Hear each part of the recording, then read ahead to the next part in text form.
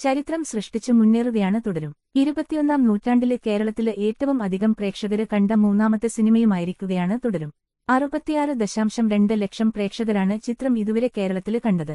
21ാം നൂറ്റാണ്ടിലെ ഈ വിഭാഗത്തില് ഒന്നാമത് മോഹൻലാലിന്റെ തന്നെ നരസിംഹവും രണ്ടാമത് പുലിമുരുകനുമാണ്. കെ. സുനിലിനൊപ്പം സംവിധായകൻ തരുണുമാണ് മോഹൻലാല് നായകനായ തുടരുമിന്റെ തിരക്കഥ ഒരുക്കിയിരിക്കുന്നത്.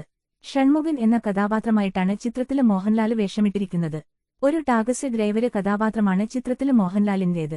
ലളിത എന്ന വീട്ടമ്മയായി നായികാ കഥാപാത്രമായി ശോഭന എത്തിയിരിക്കുമ്പോൾ ഫർഹാൻ ഫാസില്, മണിയൻപിള്ള രാജു, ബിനു പപ്പു, ഇർഷാദ് അലി, ആർഷ കൃഷ്ണപ്രഭ, പ്രകാശ് വർമ്മ, അരവിന്ദ് എന്നിവരും കഥാപാത്രങ്ങളായി തുടരുമിന് മറ്റൊരു പേര് കൂടി ആലോചിച്ചിരുന്നുവെന്ന് വെളിപ്പെടുത്തിയിരുന്നു തരുണമൂർത്തി. വിന്റേജ് എന്ന പേരായിരുന്നു മോഹൻലാല് ചിത്രത്തിനായി ആലോചിച്ചിരുന്നത് എന്ന് തരുണമൂർത്തി വെളിപ്പെടുത്തുന്നു. സിനിമയുമായി ചേർന്നു നിൽക്കുന്ന പേരാണ് തുടരും. എന്ത് പ്രശ്നങ്ങള് സംഭവിച്ചാലും ഒരാളുടെ ജീവിതം തുടരും എന്ന ഫോർമാറ്റിലാണ് തുടരും എന്ന് പേര് നൽകിയത്. അവസാന ഷെഡ്യൂള് ആയപ്പോൾ വിന്റേജ് എന്നൊരു സെഷൻസ് ഉണ്ടായി. എന്നാല് മോഹൻലാല് വിന്റേജിലേക്ക് തിരിച്ചുവരുന്നു എന്ന് നമ്മള് പറയുന്നത് പോലെയാകും.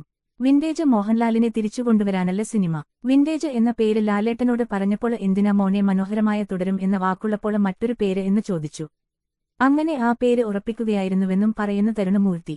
വൻ തുകക്കാണ് ഹോട്ട്സ്റ്റാർ ചിത്രത്തിന്റെ OTT റൈറ്റ്സ് നേടിയിരിക്കുന്നത് എന്നുമാണ് റിപ്പോർട്ട്.